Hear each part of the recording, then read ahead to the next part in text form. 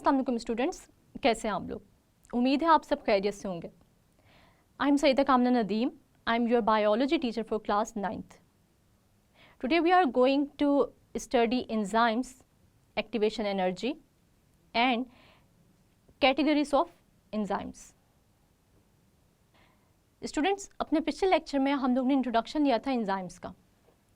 हमने ये भी स्टडी किया था कि मेटाबॉलिज्म क्या होता है, टर्म मेटाबॉलिज्म का मीनिंग क्या होता है, मेटाबॉलिज्म की कितनी टाइप्स हैं, एनाबॉलिज्म क्या है, कैटाबॉलिज्म क्या है, और साथ ही साथ हमने कैटाबॉलिज्म और एनाबॉलिज्म के केमिकल रिएक्शंस की कुछ एग्जांपल भी देखी थी। आज हम पढ़ने जा रहे हैं कि एंजाइम्स क्या होते हैं और एंजाइम्स किसी भी केमिकल रिएक्शन के लिए कितने ज़रूरी हैं, या किसी भी लिविंग ऑर्गेनिज्म में एंजाइम्स का क्या रोल है। सबसे पहले एंजाइम्स पर जाने से पहले हम ये देख लेते हैं कि कैटलिस्ट क्या होता है। कैटलिस्ट स्टूडेंट्स, आप लोगों ने एक रिएक्शन देखा होगा जो कि है पोटेशियम क्लोरेट का।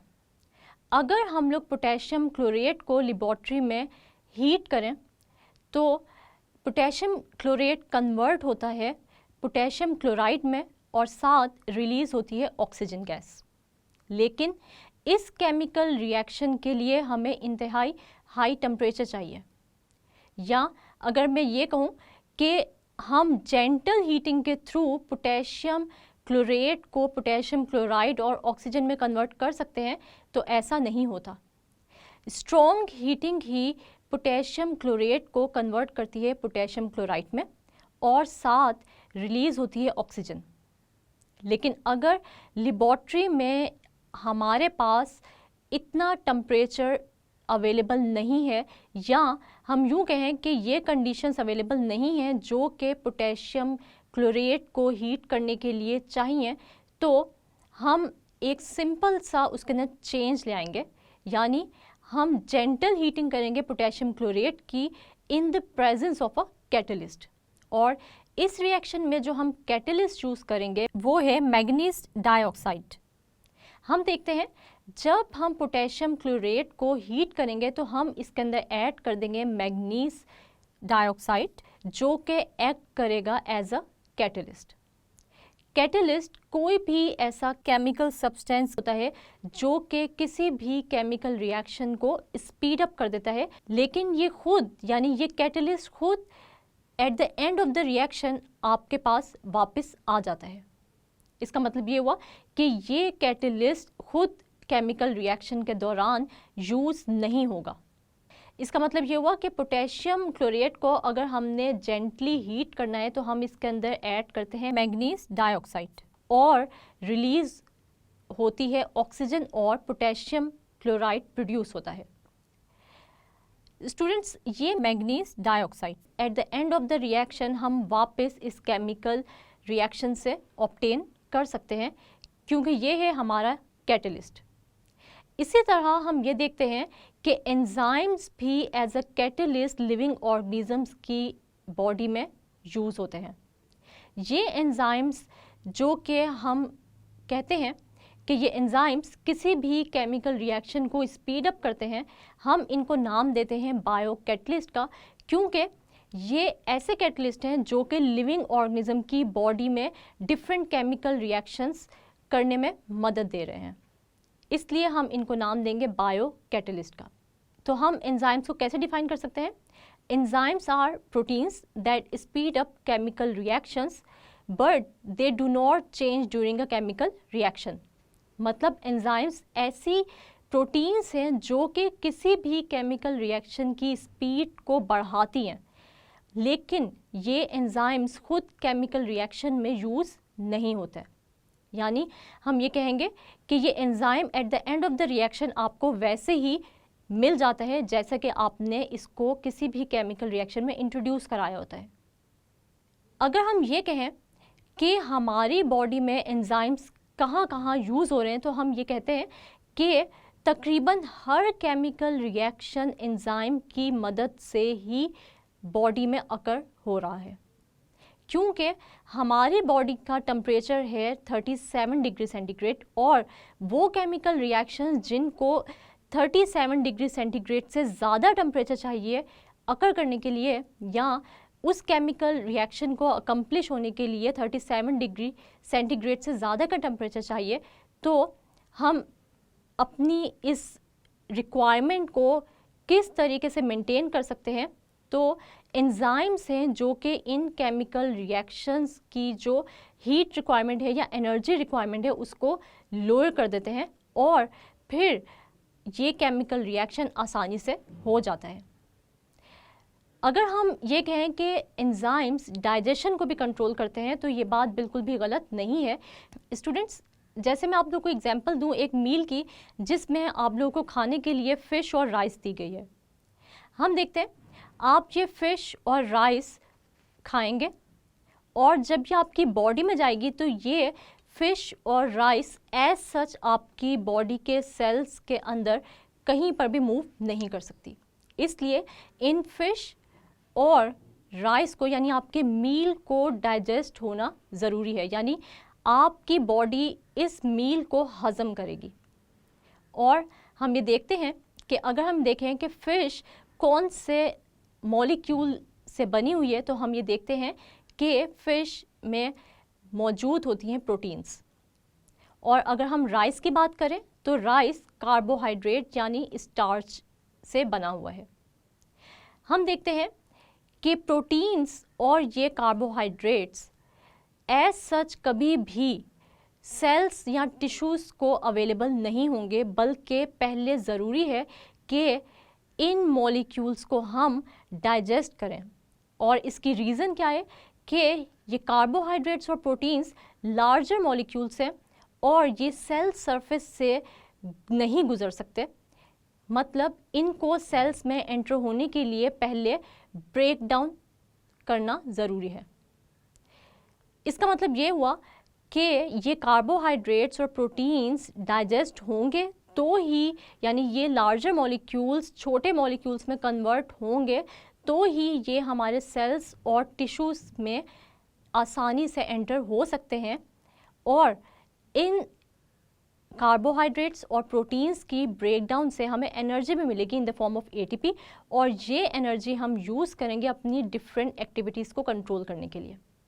हम देखते हैं कि अब ये डाइजेशन, यानी प्रोटीन और कार्बोहाइड्रेट की डाइजेशन किस तरह होगी, तो हमारे अंदर किसी भी फूड या किसी भी मॉलिक्यूल की डाइजेशन या ब्रेक डाउन होती है एंजाइम की मदद से। हम देखते हैं कि हमारे अंदर एक ऑर्गन है स्टमक, जिसके अंदर हमने पढ़ा था पहले चैप्टर में कि कुछ टिश्यूज़ होते हैं जैसे कि मस्कुलर टिश्यू और ग्लैंडुलर टिश्यू। ग्लैंडुलर टिश्यू का हमने एक रोल देखा था जो कि था कि ये प्रोड्यूस करता है गैस्ट्रिक जूस। हमने देखा था कि गैस्ट्रिक जूस में एक एंजाइम होता है जिसको हम कहते हैं पेप्सिन, और ये एंजाइम डाइजेस्ट कराता है प्रोटीन को।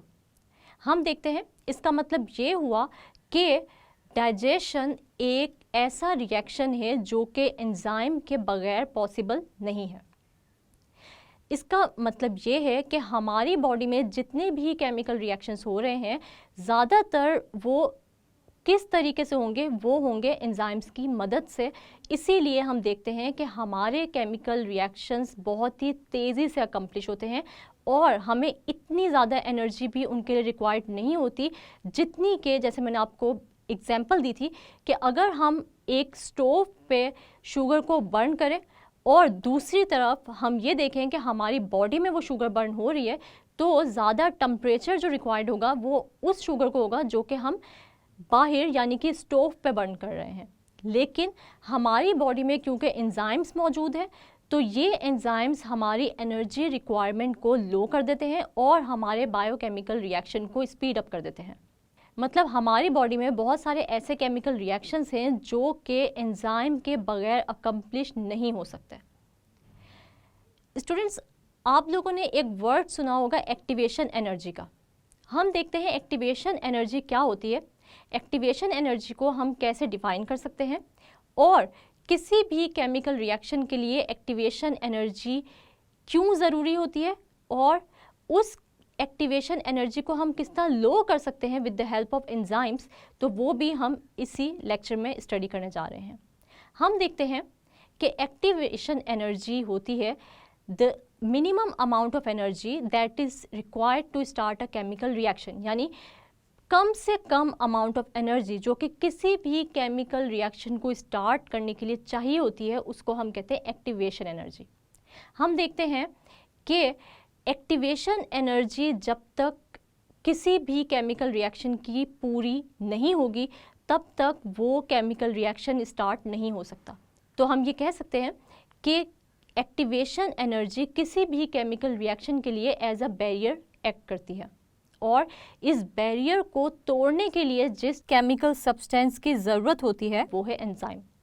क्योंकि हम देखते हैं कि बहुत सारे ऐसे केमिकल रिएक्शंस होते हैं जिनके लिए जितनी हमें रिक्वायर्ड एक्टिवेशन एनर्जी चाहिए, यानी जितनी एनर्जी हमें उस केमिकल रिएक्शन को स्टार्ट करने के लिए चाहिए, वो लो कर देते हैं एंजाइम्स, और इस तरह हमारा रिएक्शन बहुत ही कम एनर्जी पर और बहुत ही कम वक्त में अकम्प्लिश हो जाता है। और ये सारा का सारा कमाल किसका होता है? तो ये कमाल होता है एंजाइम्स का, जो कि हमारे रिएक्शन को स्पीड अप भी करते हैं और हमारी जो रिक्वायर्ड अमाउंट ऑफ एनर्जी उसको लो भी कर देते हैं। डिफरेंट मेथड्स हैं या डिफरेंट वेज हैं जिसके थ्रू हम देखते हैं कि एंजाइम्स किसी भी केमिकल रिएक्शन के एक्टिवेशन एनर्जी की रिक्वायरमेंट को लो करते हैं। तो हम देखते हैं कि सबसे पहले जो पहला तरीका है वो क्या है कि कोई भी एंजाइम किसी भी सबस्ट्रेट की शेप को चेंज करके उस केमिकल रिएक्शन में जितनी एनर्जी रिक्वायर्ड होती है उसको लो कर सकता है। अगर हम इसका दूसरा तरीका देखें कि एंजाइम किस तरीके से जो है वो किसी भी केमिकल रिएक्शन की एनर्जी को लो डाउन कर सकता है, तो हम ये देखते हैं कि एंजाइम सबस्ट्रेट पर मौजूद चार्जेस की ओरिएंटेशन को भी चेंज करता है, और इस तरह भी एक्टिवेशन एनर्जी जितनी हमें पहले चाहिए थी, अब उस सबस्ट्रेट को प्रोडक्ट में कन्वर्ट करने के लिए हमें कम एनर्जी चाहिए होगी। इसी तरह स्टूडेंट्स, जो तीसरा तरीका है जिसके थ्रू एंजाइम्स किसी भी केमिकल रिएक्शन की एनर्जी की रिक्वायरमेंट को कम कर सकते हैं, यानी एक्टिवेशन एनर्जी को लो कर सकते हैं, तो तीसरा तरीका कौन सा है कि एंजाइम्स किसी भी सबस्ट्रेट की जो ओरिएंटेशन होती है उसको करेक्ट ओरिएंटेशन दे देते हैं। यानी अगर किसी सबस्ट्रेट की एक पोजीशन है और उस पोजीशन पर उस सबस्ट्रेट को प्रोडक्ट में कन्वर्ट करना मुश्किल है, तो इस सबस्ट्रेट की ओरिएंटेशन को हम करेक्ट ओरिएंटेशन पर लाकर इस सबस्ट्रेट को प्रोडक्ट में कन्वर्ट कर सकते हैं with the help of enzymes. यानी एंजाइम्स किसी भी सबस्ट्रेट की ओरिएंटेशन को करेक्ट ओरिएंटेशन देता है और फिर इस सबस्ट्रेट को आसानी से प्रोडक्ट्स में कन्वर्ट कर देता है। और फिर एक तो इसका फ़ायदा क्या होता है कि कोई भी केमिकल रिएक्शन जो है वो स्पीड अप हो जाता है, और साथ साथ जो है इसकी एक्टिवेशन एनर्जी होती है वो भी कम हो जाती है। अब हमें जितनी पहले चाहिए थी एक्टिवेशन एनर्जी, अब हमें उससे कम एक्टिवेशन एनर्जी चाहिए होगी इस केमिकल रिएक्शन को स्टार्ट करने के लिए। तो हमने 3 तरीके पढ़े हैं एक्टिवेशन एनर्जी किस तरीके से एंजाइम्स जो है वो लो करते हैं। इसके अलावा अगर हम लोग क्लासिफाई करना चाहें एंजाइम्स को, तो मेजर 2 कैटेगरीज है जिनमें हम एंजाइम्स को क्लासिफाई कर सकते हैं। एक कैटेगरी है इंट्रा सेलुलर एंजाइम्स की और दूसरी कैटेगरी है एक्स्ट्रा सेलुलर एंजाइम्स। हम देखते हैं सबसे पहले इंट्रा सेलुलर एंजाइम्स का क्या मतलब है। इंट्रा मीन्स अंदर और सेलुलर मीन्स सेल के अंदर। हम देखते हैं कि वो एंजाइम्स जो कि सेल्स के अंदर रहकर, यानी सेल्स के अंदर मौजूद रहकर अपना काम करते हैं, तो उनको हम कहते हैं ये है इंट्रा सेलुलर एंजाइम्स। ये जो कैटेगरीज मैं आपको बता रही हूँ इंट्रा सेलुलर एंजाइम्स और एक्स्ट्रा सेलुलर एंजाइम्स के स्टूडेंट्स, ये इनकी साइट की बेस पे हैं, यानी कि जगह की बेस पे हैं कि किस जगह पर ये रिलीज़ होते हैं और अपना काम करते हैं। तो हम देखते हैं कि अगर हम इंट्रा सेलुलर एंजाइम्स की एग्जांपल लें तो ग्लाइकोलिसिस में यूज़ होने वाले एंजाइम्स इंट्रा सेलुलर एंजाइम्स हैं। हम देखते हैं ग्लाइकोलिसिस क्या है। तो glyco means glucose and lysis mean break down. हम देखते हैं कि जो ब्रेक डाउन होती है यानी रेस्पिरेशन है, ग्लूकोज की जो ब्रेक डाउन हो रही है वो होती है सेल के अंदर यानी साइटोप्लाज्म के अंदर। और हम ये देखते हैं कि ये एंजाइम्स यानी ये जो ग्लूकोज ग्लाइकोलिसिस के जो एंजाइम्स हैं जो कि ग्लूकोज की ब्रेकडाउन के लिए चाहिए, ये इंट्रासेलुलर एंजाइम्स हैं और ये साइटोप्लाज्म में रहकर ही एक्ट करेंगे। लेकिन कुछ एंजाइम्स ऐसे होते हैं जो कि सेल से बाहर निकल के एक्ट करते हैं, यानी वो अपना रोल तब प्ले करते हैं जब वो सेल से बाहर होते हैं, यानी उनका केमिकल रिएक्शन जो है वो सेल के बाहर हो रहा है, तो वो बाहर जाएंगे और फिर उस सबस्ट्रेट पर एक्ट करेंगे और उस सबस्ट्रेट को प्रोडक्ट में कन्वर्ट करेंगे। अगर हम लोग एक्स्ट्रा सेलुलर एंजाइम्स की एग्जांपल लें तो एक्स्ट्रा सेलुलर एंजाइम में हमारे पास आ जाता है पेप्सिन। पेप्सिन वो एंजाइम है जो कि एक्स्ट्रा सेलुलर है। क्यों? क्योंकि हम देखते हैं कि glandular tissues gastric juice produce करते हैं स्टमक के अंदर, और हम देखते हैं कि स्टमक में मौजूद जो प्रोटीन्स हैं उन पर ये गैस्ट्रिक जूस एक्ट करता है। इस गैस्ट्रिक जूस में होता है एंजाइम पेप्सिन जो कि प्रोटीन की डाइजेशन में हेल्प करता है। इसका मतलब ये हुआ कि प्रोटीन मॉलिक्यूल्स स्टमक में हैं और ये प्रोटीन मॉलिक्यूल्स स्टमक में, यानी जो स्टमक की वॉल्स के सेल्स हैं उनके अंदर ये प्रोटीन मॉलिक्यूल्स जाकर डाइजेस्ट नहीं हो रहे, बल्कि स्टमक की जो कैविटी है वहाँ पर ये प्रोटीन मॉलिक्यूल्स है। और जो एंजाइम्स हैं जो कि गैस्ट्रिक जूस में प्रेजेंट है, यानी कि पेप्सिन एंजाइम जो गैस्ट्रिक जूस में प्रेजेंट है, ये पेप्सिन एंजाइम सेल से बाहर आ रहा है और ये प्रोटीन को डाइजेस्ट कर रहा है स्टमक की कैविटी में। तो इसलिए हम ये कहते हैं कि ये एंजाइम्स हैं एक्स्ट्रा सेलुलर, यानी ये वो एंजाइम्स हैं जो कि सेल के बाहर एक्ट कर रहे हैं। तो हमने देखा कि इंट्रासेलुलर एंजाइम्स ग्लाइकोलिसिस के एंजाइम्स हैं और एक्स्ट्रा सेलुलर एंजाइम्स में जो हमने एग्जांपल पढ़ी वो कौन सी है? वो है पेप्सिन की, जो कि डाइजेशन ऑफ प्रोटीन करता है स्टमक कैविटी में। स्टूडेंट्स, आज के लेक्चर से भी बहुत सारे शॉर्ट क्वेश्चंस हैं जो कि आ सकते हैं, तो मैं आप लोगों से एक छोटा सा क्विज ले लेती हूँ। जैसे कि पहला जो मैं आपसे क्वेश्चन पूछने जा रही हूँ वो क्या है? वो है डिफाइन एक्टिवेशन एनर्जी, यानी एक्टिवेशन एनर्जी क्या होती है। तो सबसे पहले आप लोगों को पता होना चाहिए कि कोई भी मिनिमम एनर्जी जो कि किसी भी केमिकल रिएक्शन को स्टार्ट करने के लिए चाहिए उसको हम कहते हैं एक्टिवेशन एनर्जी।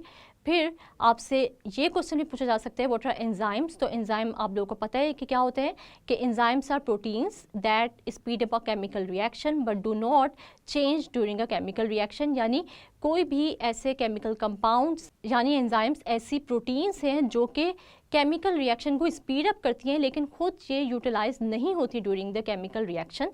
हम देखते हैं आपसे एक और जो क्वेश्चन किया जा सकता है वो ये है कि differentiate between intracellular and extra cellular enzymes. तो आप लोगों को पता होना चाहिए कि वो एंजाइम्स जो कि सेल के अंदर एक्ट करते हैं उनको हम कहते हैं इंट्रासेलुलर एंजाइम्स, और वो एंजाइम जो कि सेल से बाहर निकल के एक्ट करते हैं सबस्ट्रेट पर उसको हम कहते हैं एक्स्ट्रा सेलुलर एंजाइम्स। और अगर आपसे एग्जाम्पल्स पूछे जाएँ तो आप लोगों को पता होना चाहिए कि ग्लाइकोलिसिस इंट्रासेलुलर एंजाइम्स हैं और जो पेप्सिन है वो एक्स्ट्रा सेलुलर एंजाइम है जो कि हेल्प कर रहा है डाइजेशन ऑफ प्रोटीन में जो कि स्टमक की कैविटी में प्रेजेंट है।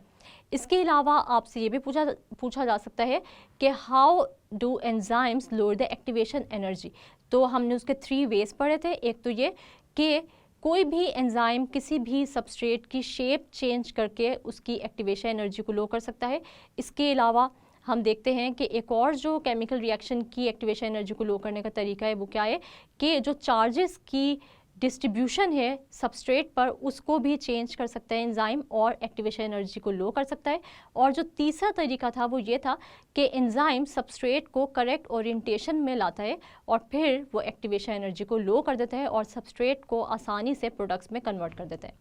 ये क्वेश्चंस आप लोग के लिए बोर्ड के पॉइंट ऑफ व्यू से या एग्ज़ाम के पॉइंट ऑफ व्यू से बहुत ही इंपॉर्टेंट है।